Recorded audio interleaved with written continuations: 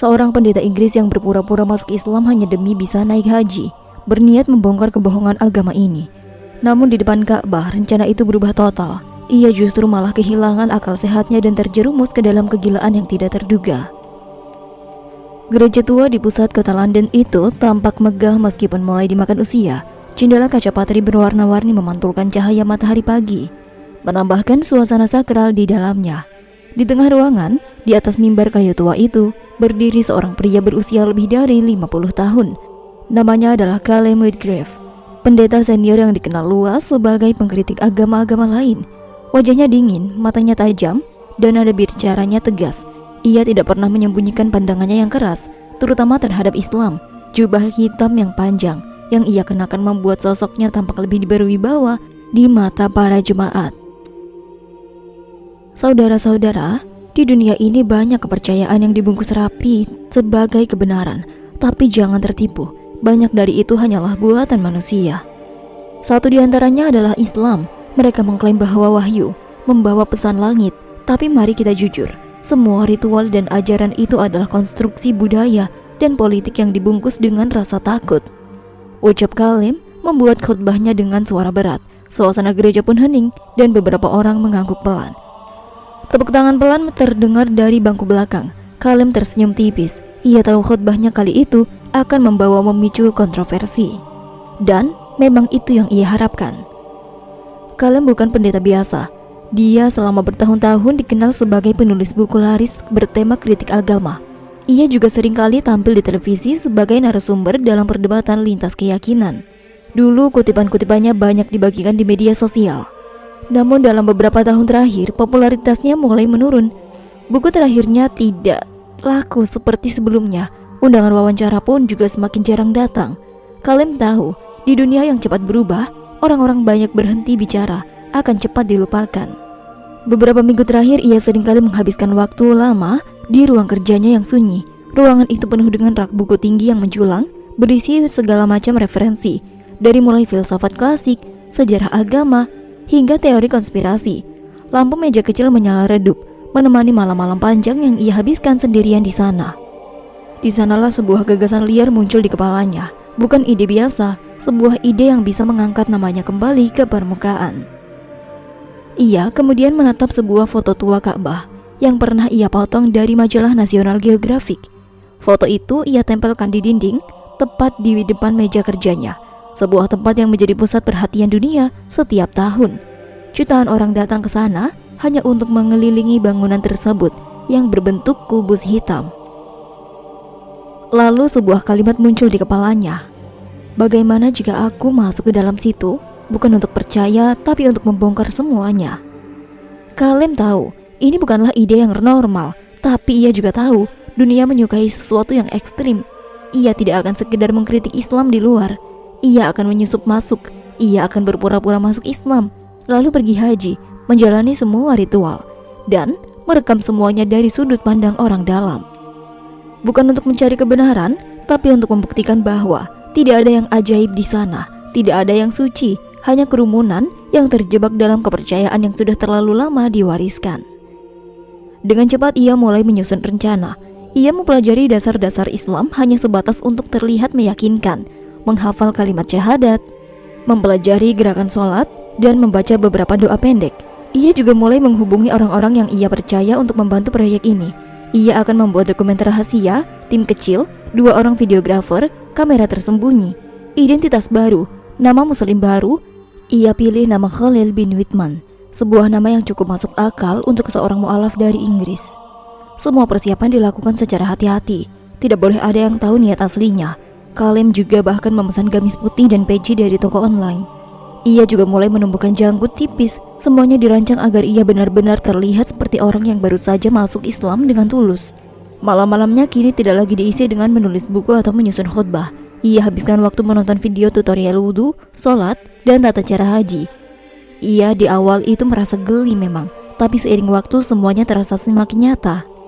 Lucunya, saat ia mengucapkan syahadat untuk latihan, ada rasa aneh di dadanya, seperti ada sesuatu yang bergerak. Ia pun cepat-cepat menepisnya. Itu hanyalah reaksi psikologis. Tubuh manusia memang bisa bereaksi aneh jika melakukan sesuatu yang asing. katanya dalam hati. Kalim tetap pada tujuannya. Ia ingin membuktikan bahwa Islam, seperti agama lain, hanyalah ilusi. Hanya sekumpulan aturan yang disusun manusia, tidak lebih.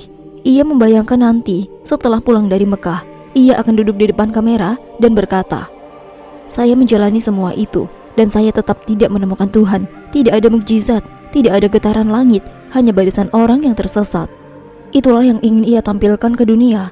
Namun di balik keyakinan itu, terselip sedikit keraguan. Kecil sekali, tapi mulai muncul.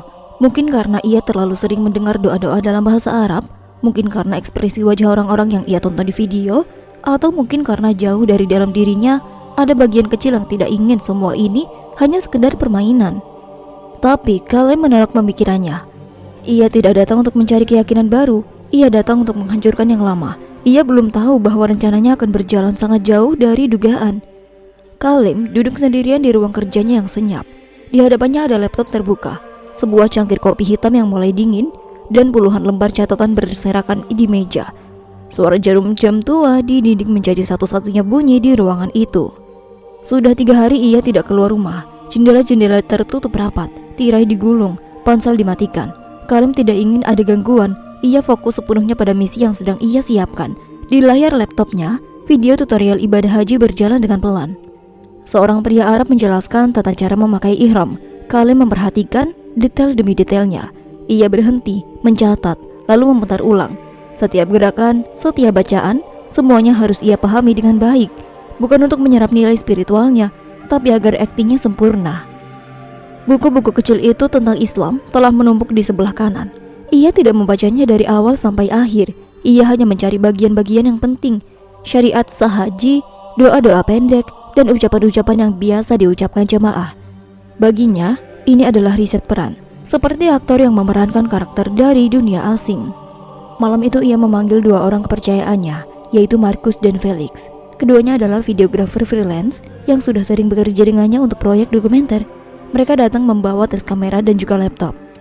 Kalim kemudian menunggu mereka di ruang tamu yang kini penuh dengan peta, catatan, dan perangkat elektronik kecil. Kemudian Kalim mulai berbicara. "Ini bukanlah proyek biasa. Kita akan berekam ibadah haji, tapi bukan untuk sebagai jurnalis ataupun turis. Aku akan masuk sebagai jamaah." Felix kemudian mengerutkan dahi. "Apakah kau masuk Islam?" "Tidak sungguh-sungguh. Ini hanya sementara, hanya untuk proyek ini. Aku ingin membuktikan bahwa semua ritual itu hanyalah rutinitas kosong.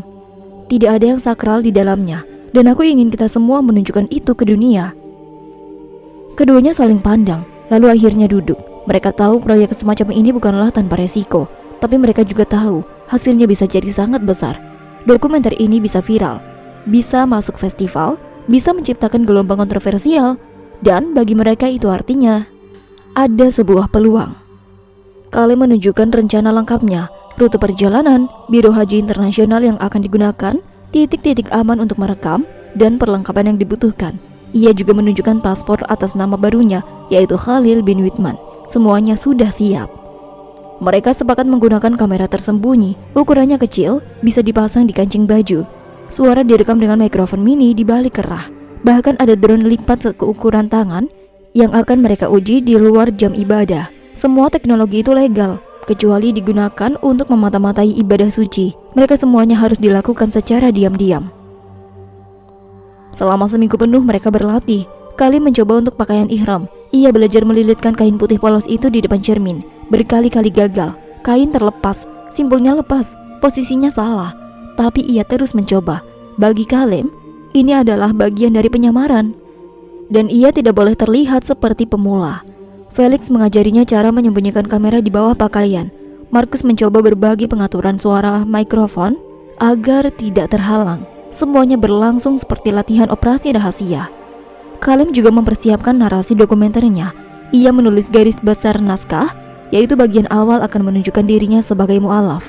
Bagian tengah merekam perjalanan haji dari sudut pandang orang dalam, dan bagian akhir menjadi klimaks saat ia mengungkapkan bahwa semua itu hanyalah ilusi spiritual. Ia bahkan sudah membayangkan judul dokumenternya, yaitu Inside the Illusion. Namun di tengah semua kesibukan itu ada satu hal yang mulai mengganggunya, bukan dari luar, tapi dari dalam dirinya sendiri. Setiap kali ia mengucap kalimat syahadat, meskipun hanya sebagai latihan, ada sensasi aneh yang muncul. Dadanya terasa hangat, entah karena emosi atau sekedar sugesti, ia tidak tahu. Tapi ia merasakannya, dan itu cukup membuat pikirannya terganggu. Suatu malam, setelah selesai latihan, ia menatap cermin itu di kamar mandi. Wajahnya tampak berbeda. Janggut tipis yang ia pelihara beberapa minggu terakhir telah membuatnya tampak seperti orang lain. Ia mencoba mengucap syahadat lagi, pelan, hanya untuk diri sendiri. Suaranya terdengar lebih lembut daripada sebelumnya. Ia mencoba kembali ke meja kerja, membuka catatan, menyusun ulang alur video. Tapi pikirannya tidak fokus. Ia mulai bertanya-tanya, bukan tentang agama, tapi tentang dirinya sendiri. Mengapa ia mulai merasakan hal-hal yang tidak pernah ia pedulikan sebelumnya? Mengapa kalimat sebuah doa itu yang ia baca terasa seperti menembus perhatiannya?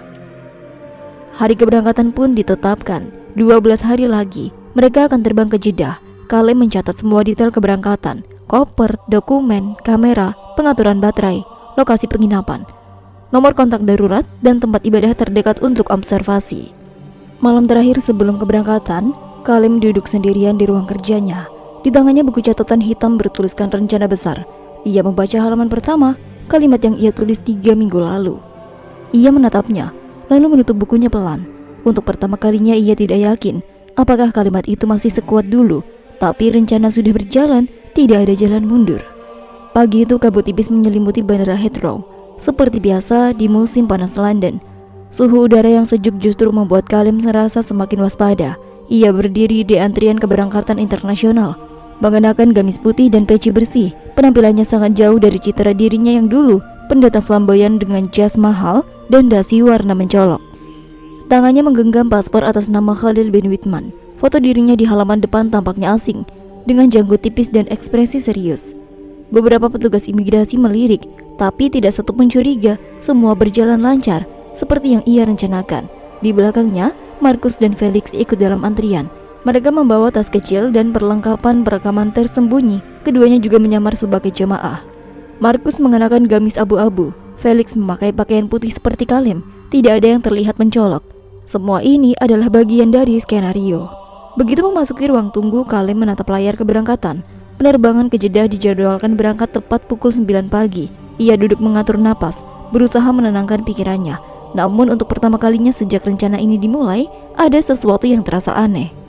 Perasaan gelisah yang sulit untuk dijelaskan. Ia membuka catatan kecil di saku. Di sana tertulis beberapa poin penting yang harus ia jaga selama perjalanan. Tetap konsisten dengan identitas baru, tidak menjawab pertanyaan yang bisa membuka penyamaran, dan tetap memantau gerak-gerik kamera. Pesawat pun akhirnya lepas landas. Dari jendela kecil Kalem melihat daratan Inggris yang perlahan menghilang dari balik awan. Ia duduk di sebelah seorang pria tua berkulit gelap dengan sorban putih. Pria itu tersenyum ramah, lalu menyapa dalam bahasa Inggris bercampur logat Arab. Mereka berbincang ringan. Musa bercerita tentang desanya yang terletak di pinggir sungai Nil, tentang keluarganya yang telah menabung selama bertahun-tahun demi bisa berhaji. Cerita itu terdengar sederhana, tapi begitu penuh dengan makna. Kalem mendengarkan sambil mengamati. Ia memperhatikan cara Musa menyebut nama Allah dengan penuh hormat. Cara ia tersenyum setiap kali menyebut tanah suci, dan cara ia menatap keluar jendela dengan mata yang basah saat berbicara tentang Ka'bah. Semuanya terasa nyata, bukanlah akting.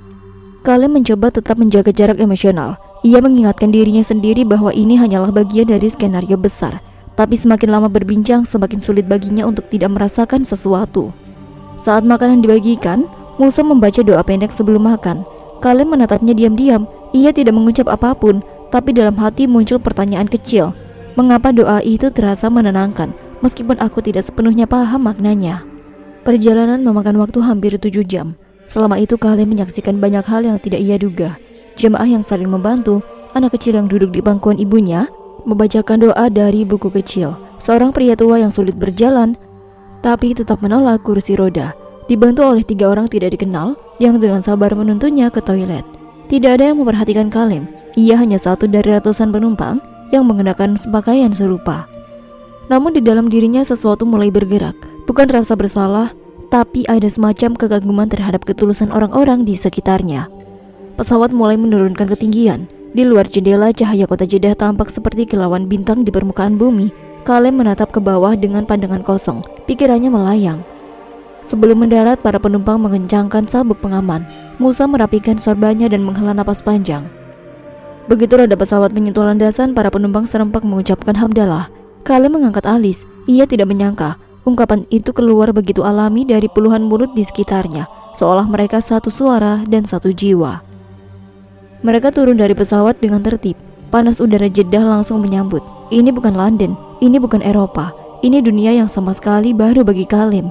Semua terasa asing tapi juga mengundang. Setelah melewati pemeriksaan imigrasi dan pengambilan bagasi, rombongan naik bus yang akan membawa mereka ke penginapan. Kalem duduk di dekat jendela. Markus dan Felix duduk di dua baris di belakangnya. Di luar, pemandangan kota bergerak cepat. Gedung-gedung putih, masjid dengan kubah hijau, deretan pohon kurma, dan papan petunjuk Arab bertuliskan huruf Arab. Kalem membuka catatan kecilnya. Ia membaca ulang poin-poin misinya. Tidak ada satupun terasa penting malam itu. Ia menyimpan buku itu kembali ke saku dan menatap keluar. Salah satu jemaah di dalam bus memutar bacaan Al-Quran dari ponselnya. Suara lembut itu mengisi ruang dengan nada yang sulit untuk diabaikan. Kalem tidak paham arti ayatnya, tapi iramanya terasa sangat berbeda dari suara yang biasa ia dengar di gereja. Suara itu lebih tenang dan lebih dalam. Sesampainya di hotel, rombongan diberikan waktu istirahat. Besok pagi mereka akan berangkat menuju Masjidil Haram. Kalem masuk kamar, membuka koper dan duduk di pinggiran ranjang. Ia menatap cermin kecil di dinding. Wajahnya terlihat lelah, tapi bukan karena perjalanan. Ada sesuatu yang tidak bisa ia jelaskan. Kalem berdiri di antara kerumunan jamaah yang memenuhi pelataran Masjidil Haram. Untuk pertama kalinya dalam hidupnya, ia menyaksikan langsung bangunan yang selama ini hanya ia lihat lewat layar besar, yaitu Ka'bah. Kubus hitam itu berdiri tegak di tengah lautan manusia yang bergerak melingkar perlahan. Pakaian putih sederhana, wajah dari berbagai bangsa, dan suasana yang begitu berbeda dari apapun yang pernah ia alami. Ia tidak bergerak selama beberapa menit. Tangannya memegang erat tas kecil yang berisi dokumen dan perangkat kamera tersembunyi. Di dalamnya terpasang alat perekam yang sudah aktif sejak mereka keluar dari bis. Markus dan Felix berada tidak jauh dari belakang, berpura-pura menjadi bagian dari rombongan. Tapi semua itu terasa kabur. Fokus Kalem tidak lagi pada perangkat, tapi pada suasana yang menyelimutinya. Sesuai instruksi petugas haji, rombongan diminta untuk membentuk barisan untuk memulai tawaf. Kalem mengikuti, meskipun langkahnya terasa berat. Udara panas dan suara lantunan doa di sekeliling dan pemandangan orang-orang yang menangis atau memeluk satu sama lain telah menciptakan suasana yang sulit untuk diabaikan. Ia mulai berjalan, mengikuti arus manusia yang mengelilingi Ka'bah.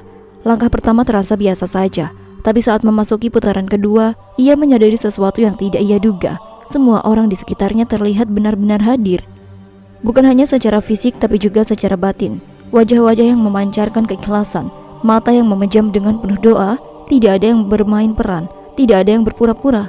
Kalem mencoba untuk bertahan dengan pikirannya sendiri. Ini hanyalah suasana, efek psikologis dari keramaian dan ritme yang terus berulang. Tapi sulit untuk mengabaikan sensasi yang mulai muncul di depannya. Getaran kecil, semacam tekanan ringan yang sulit untuk dijelaskan. Ia berusaha mengalihkan perhatian dengan melihat ke kamera kecil di dadanya, memastikan semuanya berjalan lancar. Tapi entah kenapa untuk pertama kalinya ia lupa untuk mengatur ekspresi wajahnya agar tetap netral. Di tengah putaran ketiga, sebuah kejadian kecil menarik perhatiannya. Seorang anak kecil yang berjalan bersama ibunya tiba-tiba terlepas dari genggaman. Bocah itu tersandung dan hampir jatuh. Refleks, Kalem meraih tangannya dan mengangkatnya sebelum terinjak jemaah lain. Si ibu-ibu itu buru-buru datang, memeluk anaknya, lalu menatap Kalem dengan air mata dan ucapan terima kasih yang terus diulang-ulang dalam bahasa Arab. Kalem hanya mengangguk, tapi hatinya terasa terguncang. Ia tidak paham mengapa refleks itu begitu cepat. Ia seharusnya bersikap lebih pengamat. Ia datang ke tempat ini untuk merekam, bukan ikut terlibat. Setelah menyelesaikan 7 putaran, rombongan berhenti sejenak untuk beristirahat. Kalem duduk di pelataran masjid, punggungnya bersandar pada tiang marmer. Keringat membasahi wajahnya, tapi bukan itu yang membuatnya diam. Di depannya, Ka'bah berdiri dengan cahaya lampu yang lembut. Orang-orang terus mengalir, tidak berhenti. Ada yang berjalan dengan langkah yang pelan, ada yang bersujud diam. Beberapa orang berdiri sendiri, memandang Ka'bah dengan mata kosong, seperti sedang berbicara dengan sesuatu yang tidak terlihat. Kalem membuka catatan kecil di sakunya. Ia membaca ulang tulisan di halaman pertama. semua agama hanyalah ilusi. Biasanya kalimat itu memberinya rasa percaya diri, tapi malam itu kalimat itu pun terasa datar, tidak berisi, seolah kehilangan maknanya sendiri. Marcus Felix sudah kembali ke penginapan. Mereka sepakat untuk memberikan Kalem ruang agar tetap terlihat seperti jamaah biasa.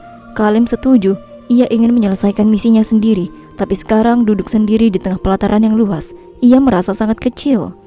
Seorang pria muda di Pakistan duduk di sebelahnya tanpa banyak bicara. Ia membawa botol air zam-zam dan memberikannya pada Kalem tanpa diminta. Kalem menerimanya, mengangguk sopan. Pria itu tersenyum, lalu kembali berdiri untuk melanjutkan tawaf.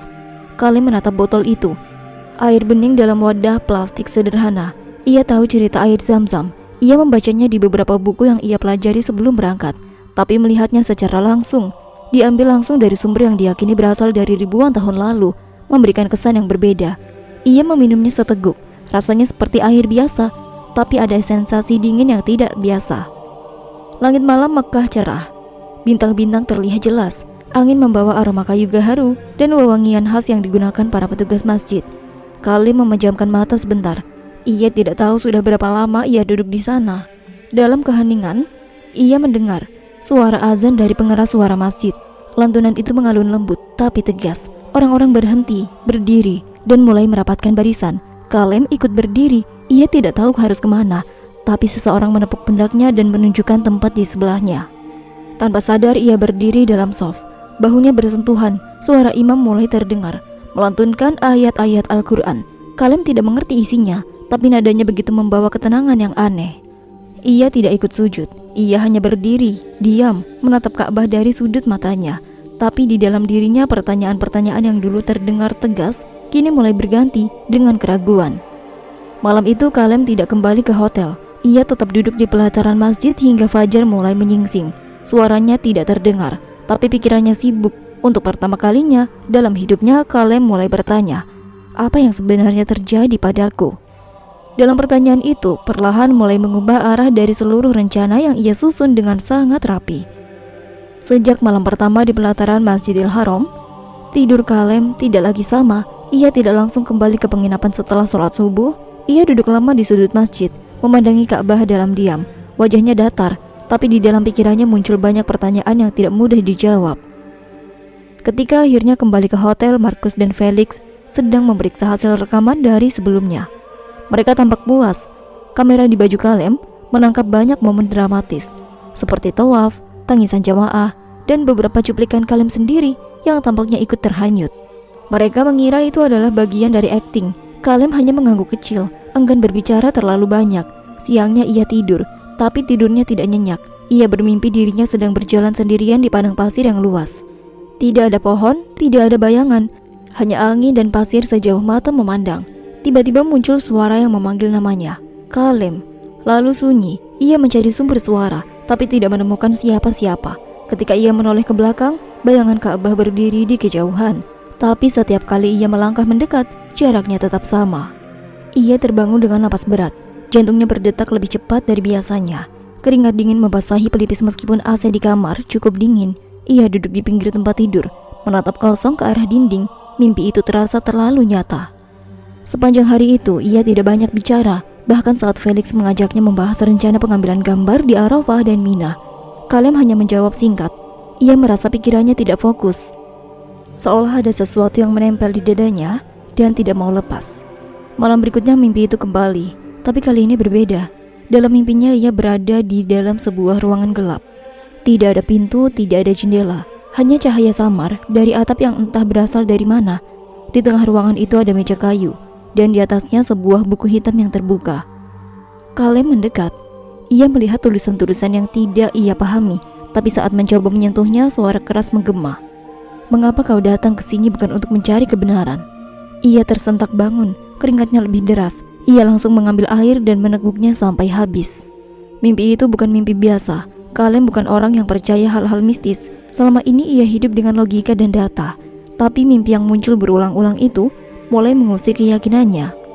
Ia mencoba menganalisis. Mungkin itu adalah tekanan batin. Mungkin juga akibat kelelahan dan suasana haru. Tapi logikanya tidak cukup untuk membungkam rasa aneh di dalam dirinya. Hari ketiga, mereka mengikuti rombongan ke Arafah. Sepanjang perjalanan Kalem hanya diam. Ia menyimak suara bacaan doa yang terus dilantunkan petugas dan jamaah. Di atas padang Arafah, lantunan manusia berdoa dalam kesederhanaan. Tidak ada pertunjukan, tidak ada panggung. Semua orang duduk diam berdiri, berdoa dengan suara lirih atau tangisan. Kalem membawa kamera tersembunyi seperti biasa, tapi kali ini ia tidak terlalu memperhatikan. Matanya lebih sering memperhatikan wajah orang-orang di sekitarnya.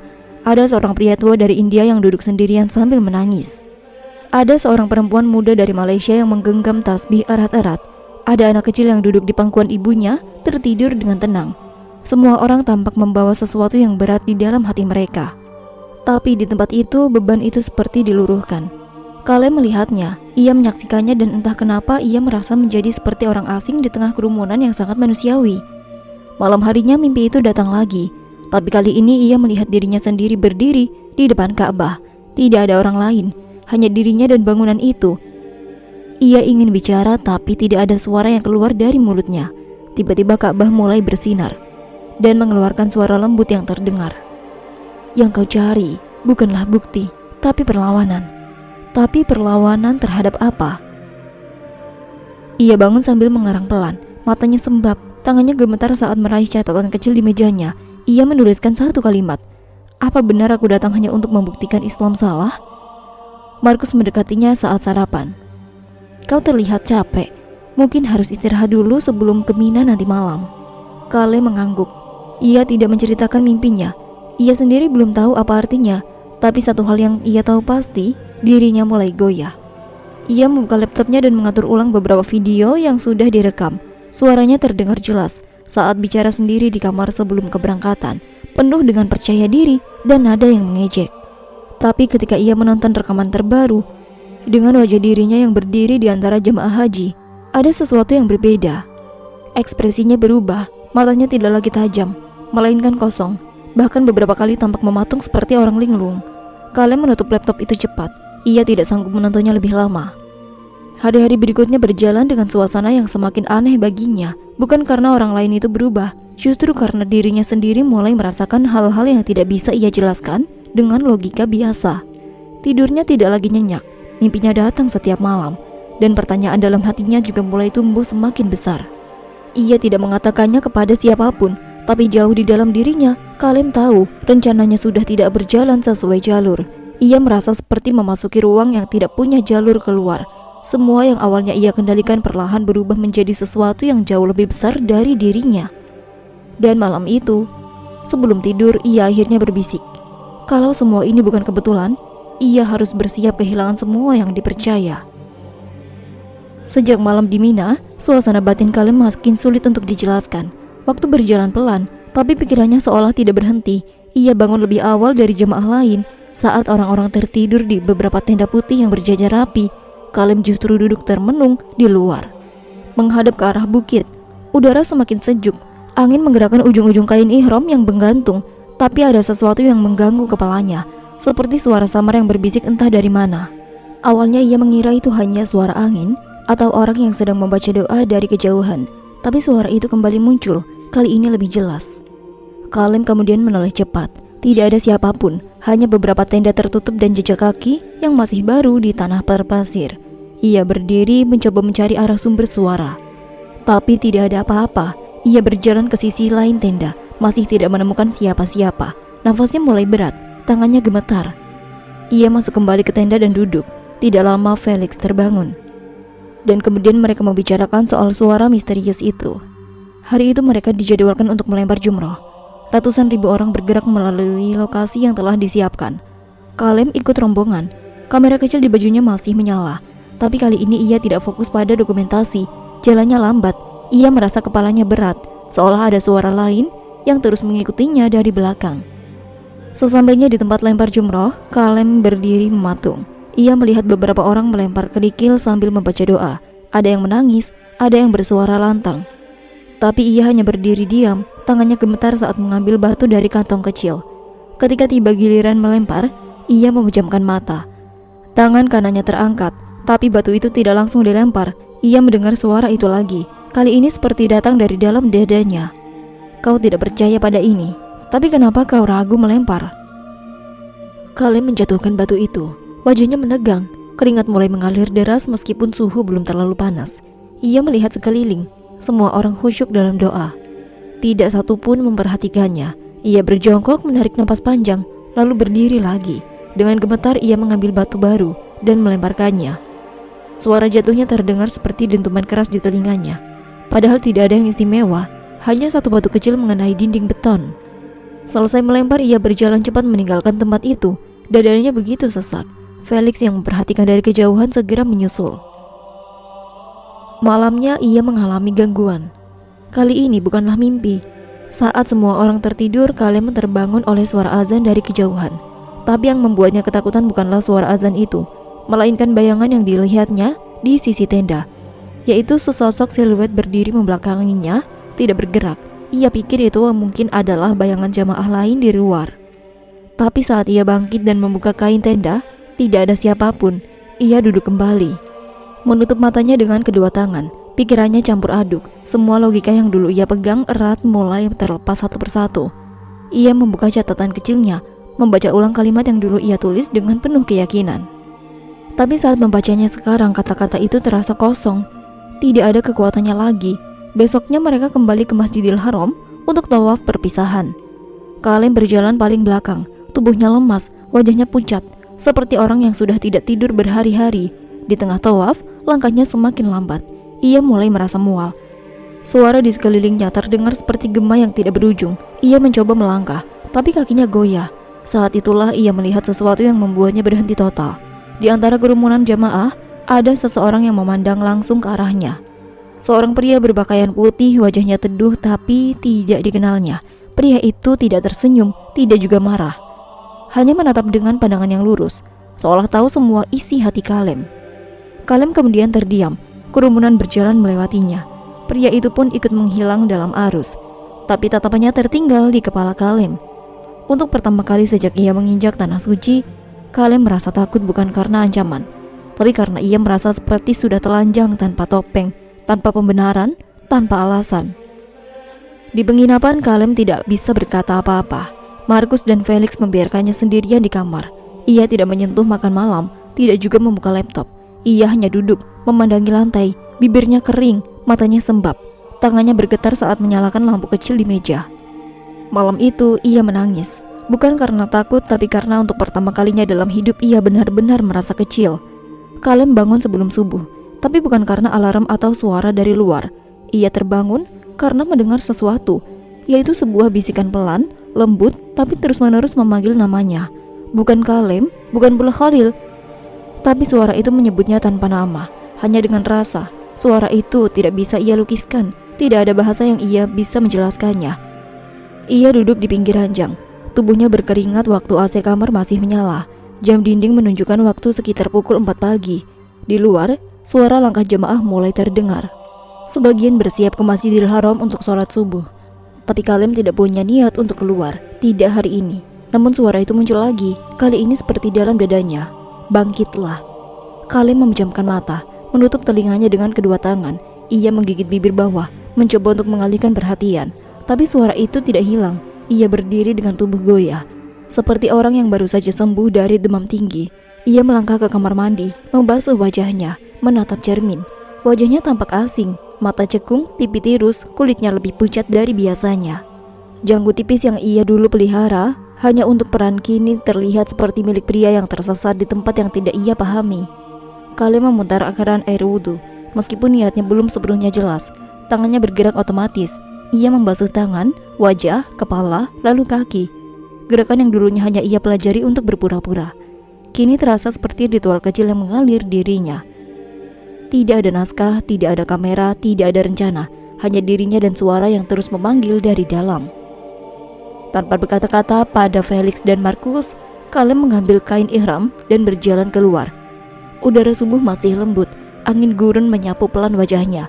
Langit kini mulai berwarna biru muda, jutaan bintang yang semalam memenuhi langit perlahan menghilang. Ia berjalan kaki ke arah Masjidil Haram. Tidak naik bis, tidak menunggu rombongan. Setiap langkahnya terasa seperti bagian dari sesuatu yang lebih besar. Meskipun ia belum tahu apa, suara itu kini tidak lagi terdengar jelas, tapi justru semakin kuat terasa. Saat memasuki kompleks Masjidil Haram, Kalem melihat lautan manusia yang mulai mengisi area pelataran Ka'bah. Ada yang duduk, ada yang berdiri menghadap kiblat, sebagian masih bersiap sholat. Tapi tidak satupun yang memperhatikannya. Ia melangkah terus ke depan, pandangannya lurus ke Ka'bah. Bangunan hitam sederhana itu kini tampak berbeda, bukan hanya dari bentuknya tapi juga dari aura yang memancar darinya. Kalem merasa seperti ditarik, bukan oleh keinginan tapi oleh kebutuhan. Seolah tubuhnya tahu kemana harus pergi, tanpa perlu diberikan perintah. Ketika ia sampai di tepi pelataran tawaf, kakinya terasa berat. Ia berhenti, beberapa detik hanya berdiri. Lalu tiba-tiba lututnya lemas. Ia jatuh bersimpuh, tangannya menopang lantai marmer yang dingin. Dadanya naik turun cepat, keringat membanjiri punggung. Beberapa jamaah sempat terlirik, tapi tidak ada yang menanggungnya. Mereka berpikir mungkin dia sedang sakit. Tapi Kalem tidak sakit secara fisik. Kepalanya penuh, terlalu penuh. Suara-suara yang semalam mengganggu kini berubah menjadi bisikan yang membuatnya menangis. Tanpa sadar, air matanya pun mengalir. Ia tidak tahu kenapa. Tidak ada rasa sedih, tidak ada rasa takut, tapi ada sesuatu yang lebih dari semua itu, yaitu rasa hancur. Ia meraba lantai masjid, lalu mengadahkan kepala. Untuk pertama kalinya ia memandang Ka'bah tanpa embel-embel analisa, tidak mencari simbol, tidak mencari kelemahan, tidak mencoba menafsirkan. Ia hanya memandang seperti anak kecil yang melihat rumah pertamanya setelah lama tersesat. Tiba-tiba tubuhnya gemetar hebat. Ia merasa seperti ada energi besar yang masuk melalui ubun-ubun dan menembus dada. Ia memejamkan mata dan terjatuh sepenuhnya ke lantai. Beberapa orang mulai panik. Seseorang jamaah dari Pakistan mencoba untuk mendekat.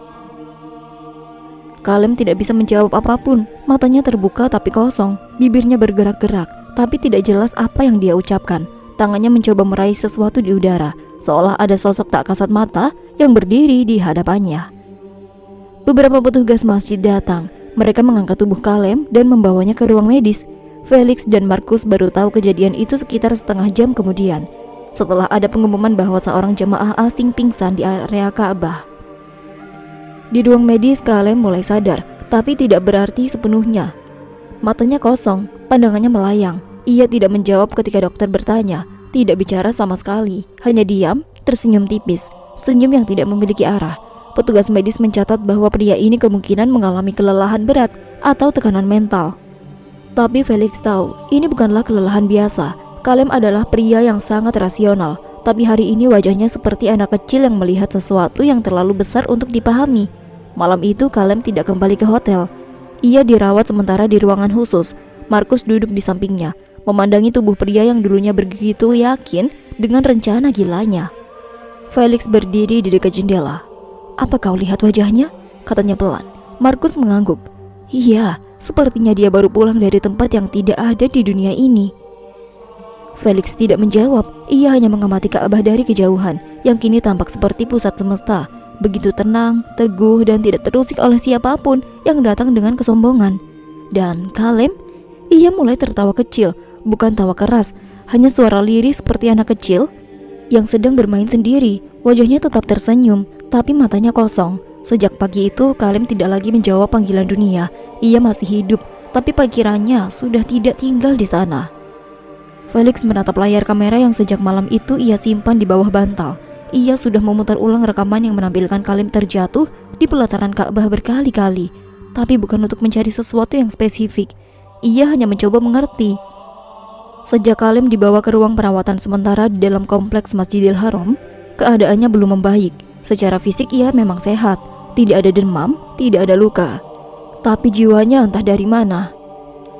Kalem tidak bicara, tidak merespon, kadang tersenyum sendiri, kadang hanya memandangi dinding berjam-jam. Ia bahkan tidak makan kecuali disuapi petugas.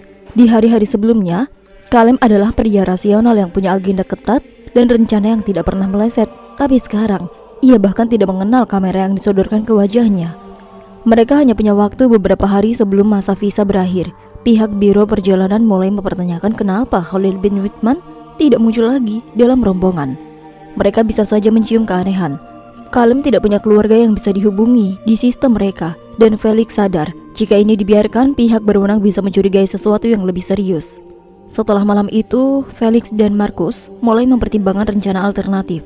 Keduanya tahu jika membawa Kalem pulang ke London dalam kondisi seperti itu, pertanyaan yang akan muncul bisa tidak terbendung. apalagi dengan identitas palsu dan perlengkapan dokumentasi tersembunyi. Jika kedapatan atas otoritas Saudi, kasusnya bisa masuk ke ranah spionase atau penistaan ibadah. Felix duduk di depan laptop, mulai menyusun email ke seseorang kontak lama yang di Dubai yang pernah membantunya keluar dari masalah serupa saat meliput konflik. Ia menulis singkat, menyampaikan kondisi Kalem dan meminta bantuan untuk mencarikan rumah perawatan di luar radar pemerintah. Bukan karena ingin menyembunyikan kejahatan, tapi karena tidak ingin Kalem menjadi sasaran amarah publik atau sistem hukum yang tidak memahami maksud sesungguhnya. Keesokan harinya, mereka memutuskan untuk membawa Kalem keluar dari area Masjidil Haram. Menggunakan alasan medis, mereka menyewa mobil kecil dan kenalan sopir hotel yang menuju tempat yang lebih sepi di luar kota Mekah. Sepanjang perjalanan Kalem tidak bicara, tapi ia juga tidak menolak, seolah tubuhnya hanya mengikuti arus, tidak lagi punya kehendak sendiri. Markus menatap Kalem melalui kaca spion. Felix menoleh ke arah Kalem. Pria itu duduk diam, menatap keluar jendela mobil. Ada sisa-sisa air mata di pipinya, tapi bukan tangis. Lebih mirip seseorang yang baru saja menyadari bahwa seluruh hidupnya adalah kesalahan besar. Setibanya di sebuah rumah penginapan sederhana di luar kota, mereka menurunkan Kalem. Di tempat itulah, mereka berniat menyembunyikan sementara Kalem hingga ada bantuan dari luar negeri. Rumah itu dikelola oleh seorang pria tua asal Mesir yang tidak banyak tanya, hanya menerima uang dan memberikan kamar yang sepi di ujung lorong. Malam itu Felix membuka folder rekaman mereka. Ia menatap layar laptop berjam-jam, di mana di sana ada ratusan klip, detik demi detik perjalanan Kalem dari London hingga jatuh di pelataran Ka'bah. Semuanya jelas, semua dramatis, tapi di balik footage itu, ia sadar kebenaran yang tertangkap kamera tidak bisa dijelaskan perubahan yang terjadi pada Kalem. Ada sesuatu yang jauh lebih besar dari sekedar bukti visual. Pagi itu udara terasa lebih dingin dari biasanya, meskipun matahari sudah tinggi. Di penginapan sederhana di pinggiran kota Mekah, suasana tampak sunyi. Markus duduk di kursi kayu reot di depan teras, mengaduk kopi yang sejak 15 menit lalu hanya ia pandangi. Felix baru bangun, berjalan pelan sambil menggosok mata. Matanya sembab, napasnya berat. Kemudian tiba-tiba Felix berkata, "Aku mimpi lagi, tapi bukan cuma itu. Kali ini aku melihat bahwa Kalem itu berdiri di tengah pelataran, sendirian. Semua orang mengelilinginya, tapi wajah mereka tidak ada, kosong, seperti topeng putih. Tapi mereka semua bersujud ke arahnya." Markus tidak menjawab. Ia tahu mimpi Felix itu bukanlah sekedar bangun tidur. Ini sudah malam ketiga mereka mengalami hal serupa, dengan versi yang berbeda. 2 malam lalu Markus juga bermimpi dirinya tersesat di antara ribuan orang yang bertawaf. Tapi semua wajah menatapnya tanpa berkedip. Tidak satupun bicara, tapi di telinganya terdengar bisikan berulang. Dia sudah tahu, tapi kalian belum. Angin gurun masuk lewat celah jendela, membawa debu halus yang membuat ruangan terasa kering. Suara kendaraan jarang terdengar, hanya kicau burung dari kejauhan yang mengisi keheningan pagi itu. Di dalam kamar, Kalem duduk di kasur, menatap dinding yang kosong. Tidak seperti sebelumnya, kini ia tampak lebih sadar. Tatapannya tidak lagi kosong sepenuhnya, seperti seseorang yang perlahan bangun dari mimpi panjang. Tapi ada sesuatu yang aneh. Cara ia duduk terlalu tegak, cara ia mengedahkan pandangan terlalu lambat dan penuh dengan perhitungan. Markus duduk, membawakan segelas air. "Kalem, kau mau bicara?" tanyanya pelan. Kalem tidak menjawab, tapi matanya menatap Markus lama, seolah mengenal, seolah tidak bisa mengingat dari mana. Felix ikut masuk, berdiri di pintu. "Kau ingat kan siapa kami?" Kalem mengerti pelan, lalu untuk pertama kalinya dalam hampir seminggu, ia mengangguk. Gerakan kecil tapi cukup membuat keduanya tersentak. Felix buru-buru duduk di tepi kasur. "Kau tahu di mana kau sekarang?" "Aku melihat sesuatu," kata Kalem. Felix dan Markus saling pandang. "Apa yang kau lihat?" tanya Markus pelan. Kalem menghela napas. "Sesuatu yang selama ini aku sangka hanyalah mitos. Di depan Ka'bah aku pikir aku hanyalah melihat bangunan batu. Tapi ada sesuatu yang lebih besar, bukan secara fisik. Rasanya seperti ditelanjangi, seperti semua yang aku sembunyikan terbuka. Semua kebohonganku, semua kesombonganku, itu telah hancur." Felix pelan-pelan menyalakan kamera kecil di ponselnya. Secara diam-diam, ia tahu momen ini penting, bukan untuk sensasi, tapi sebagai dokumentasi akan perubahan yang tidak masuk akal. "Aku merasa seperti ditatap oleh sesuatu yang tidak terlihat. Tapi aku tahu, ia ada di sana. Bukan benda, bukan manusia, bukan suara, tapi sadar. Dan aku sadar bahwa semua yang kupikir aku tahu, itu semua salah. Dan kalau aku gila, maka kegilaanku adalah melihat kebenaran yang terlalu terang, dan kalian juga akan mengalaminya. Sejak pembicaraan itu, mereka bertiga hanya duduk diam di kamar. Tidak ada yang berani berbicara terlalu banyak. Suasana berubah. Kalem yang semulanya mereka kenal sebagai pria skeptis dan arogan, kini berbicara seperti orang yang baru lahir dari tubuh yang lama. Dan malamnya, ketika Markus memejamkan mata, ia bermimpi lagi. Tapi kali ini ia bukan lagi menonton. Ia berdiri di pelataran Ka'bah, dan Kalem menatapnya dari tengah kerumunan, menunjuk tepat ke arahnya sambil berkata, "Kau berikutnya." Nah, sejak saat itu kehidupan Markus berubah drastis. Mimpi yang dulu hanya muncul sesekali kini datang setiap malam. Tidak peduli seberapa lelah, ia mencoba mengabaikannya.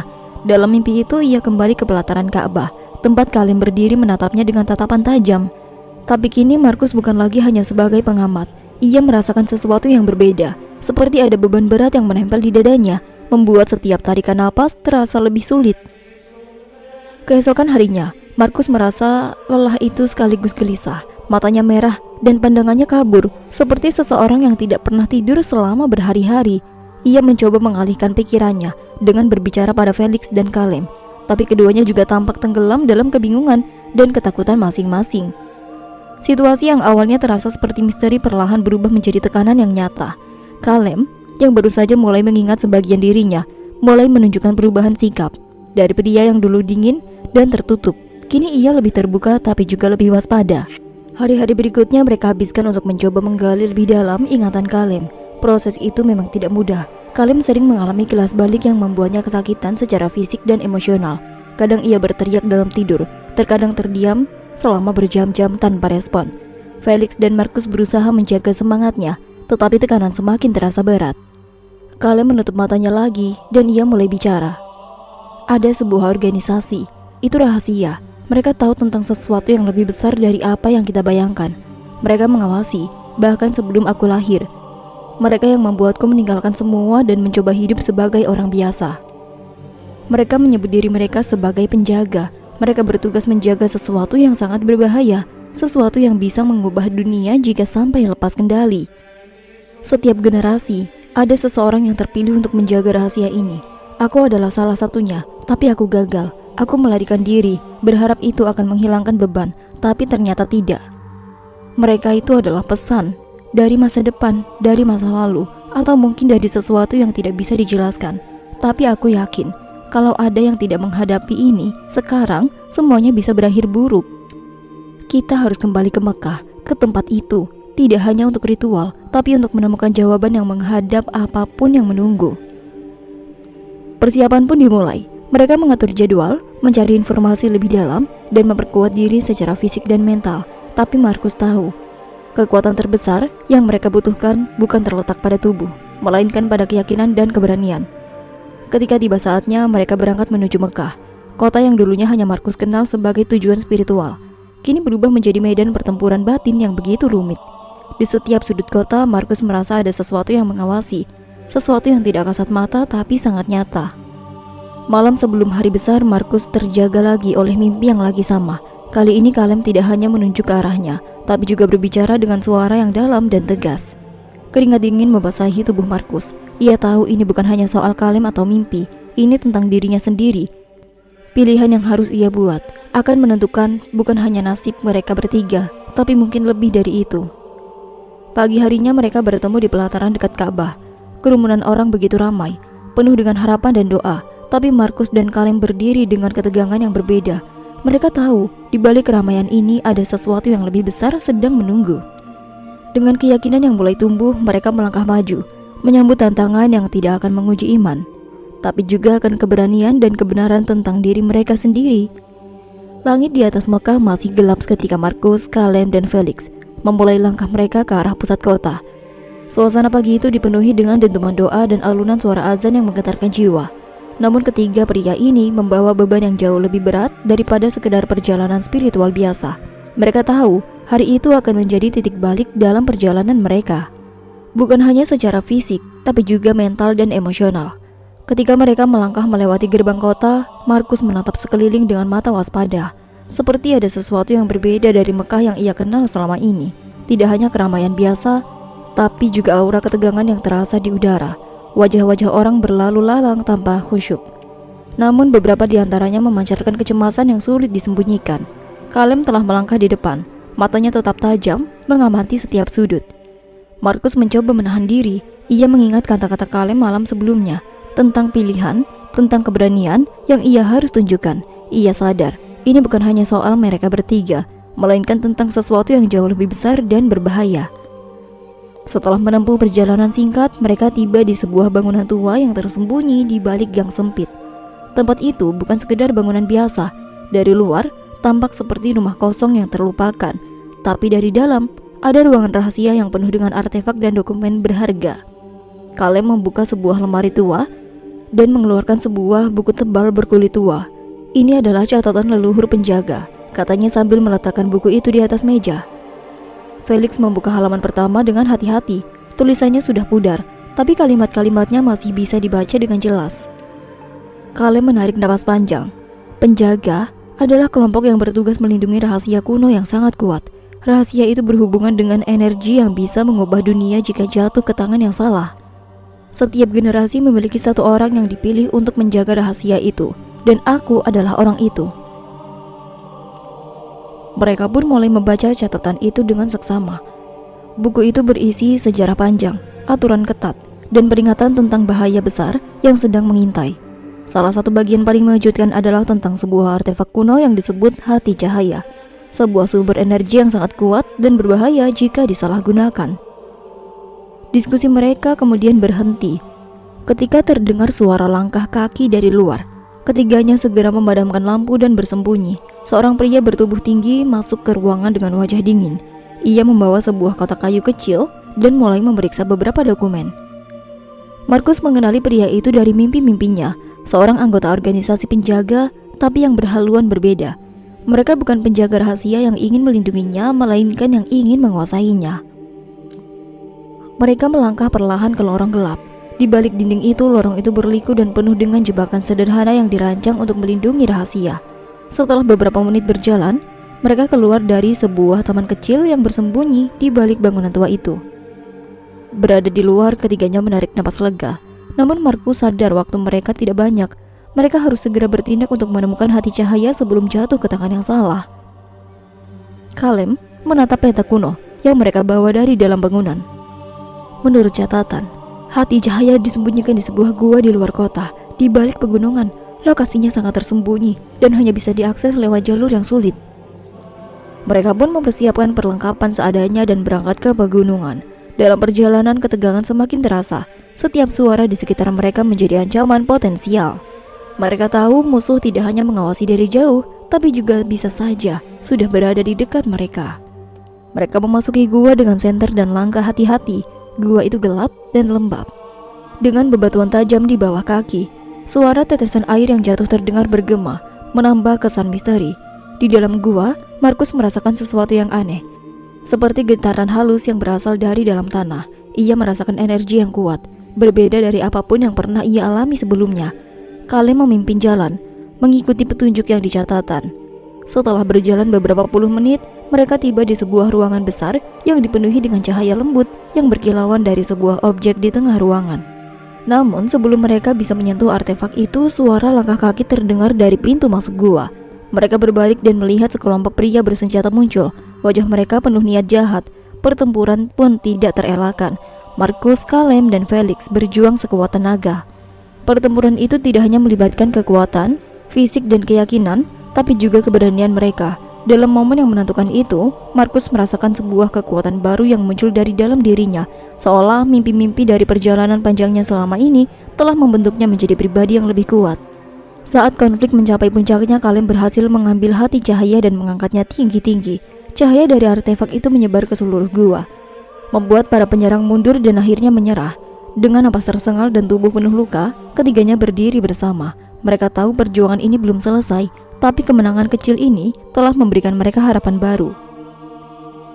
Di tengah gua yang terang oleh cahaya Hati Cahaya, Ketiganya menyadari bahwa perjalanan mereka tidak hanya mengubah nasib mereka sendiri, tetapi juga membawa harapan baru bagi banyak orang yang tidak pernah mereka kenal.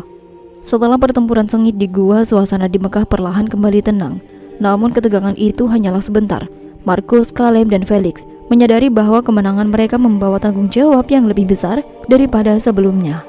Mereka tidak hanya melindungi sebuah artefak, tapi juga menghadapi konsekuensi dari kekuatan besar yang kini berada di tangan mereka. Ketika mereka kembali ke tempat persembunyian, ketiganya duduk bersama dalam keheningan. Hati cahaya yang mereka bawa memancarkan sinar lembut, mengingatkan mereka akan energi luar biasa yang telah mereka pegang. Markus memecah keheningan. Kita berhasil mengambil artefak itu, tapi aku yakin ini baru permulaan. Mereka yang mengincar tidak akan berhenti. Kaleb mengangguk. Aku setuju. Dalam catatan, ada peringatan bahwa siapapun yang mencoba menggunakan hati cahaya untuk tujuan jahat bisa memicu kehancuran yang tidak terbayangkan. Kita harus memastikan artefak ini tetap aman. Dalam beberapa hari berikutnya, Markus mulai menghubungi beberapa kontak lama yang pernah membantunya dalam perjalanan sebelumnya. Mereka adalah orang-orang yang juga memahami pentingnya menjaga keseimbangan antara kekuatan dan tanggung jawab. Dengan bantuan mereka, Markus, Kaleb, dan Felix mulai merencanakan langkah selanjutnya. Namun di balik layar, ancaman semakin nyata. Organisasi gelap yang selama ini mengincar hati cahaya mulai bergerak dengan cara yang lebih terorganisir. Mereka mengirim agen-agen terbaik mereka untuk melacak keberadaan ketiga penjaga dan artefak tersebut. Suatu malam, ketika mereka tengah berkumpul, sebuah pesan rahasia tiba lewat kurir yang tidak dikenal. Pesan itu berisi peringatan keras agar mereka menyerahkan hati cahaya atau menghadapi konsekuensi fatal. Markus membaca pesan itu dengan wajah serius. Mereka mulai mengancam langsung. Kita tidak bisa menunggu lagi. Selama minggu-minggu berikutnya, ketiganya menjalani latihan intensif. Mereka mempelajari cara mengaktifkan dan menetralkan energi dari artefak tersebut. Latihan itu tidak mudah dan seringkali membuat mereka kewalahan, tapi mereka tahu ini adalah harga yang harus dibayar. Di saat yang sama, mereka juga bekerja sama dengan kelompok kecil yang setia kepada tujuan mereka. Bersama-sama mereka pun membangun jaringan perlindungan yang kuat dan merancang strategi untuk mengantisipasi serangan yang mungkin datang. Markus sering merenung tentang perjalanan yang sudah mereka lalui. Dari mimpi-mimpi yang membingungkan hingga pertarungan di gua, semuanya terasa seperti bagian dari takdir yang harus mereka jalani. Ia menyadari bahwa keberanian bukan hanya soal bertarung, tapi juga menerima tanggung jawab dan terus maju meskipun takut. Kaleb yang dulu lari dari tugasnya kini berubah menjadi sosok yang penuh dengan percaya diri dan siap menghadapi apapun. Felix, dengan ketenangannya, menjadi pilar yang menjaga keseimbangan di antara mereka. Ketiganya semakin erat, saling menguatkan dalam menghadapi tekanan yang terus datang. Namun, ancaman terbesar datang tanpa peringatan. Suatu pagi mereka sedang memeriksa pertahanan di markas. Sebuah ledakan mengguncang area sekitar. Ledakan itu bukan sekedar usaha sabotase, tapi tanda bahwa musuh sedang sangat dekat dan tidak segan menggunakan kekerasan. Ketiganya segera bergegas keluar, menemukan bahwa sebagian besar sekutu mereka terluka dan markas dalam keadaan hancur. Meskipun terluka, Markus berusaha menguatkan semua yang masih bertahan. Kaleb menatap reruntuhan dengan tatapan yang penuh dengan tekad. Felix memeriksa hati cahaya yang selamat dari ledakan itu. Peristiwa itu mengajarkan mereka bahwa bahaya bisa datang kapan saja dan dari mana saja. Mereka harus selalu siap dan yang penting tetap bersatu. Malam harinya saat mereka duduk bersama di reruntuhan, Markus berbicara dengan suara tenang namun tegas. Perjalanan kita tidak mudah, tapi inilah jalan yang harus kita jalani. Kita bukan hanya penjaga sebuah artefak, kita adalah penjaga masa depan. Hari-hari berikutnya pun diisi dengan usaha pemulihan dan penguatan kembali jaringan mereka. Mereka terus mencari cara agar hati cahaya tidak hanya aman, tapi juga bisa digunakan untuk kebaikan. Kepercayaan dan persatuan mereka menjadi kunci utama agar tetap kuat.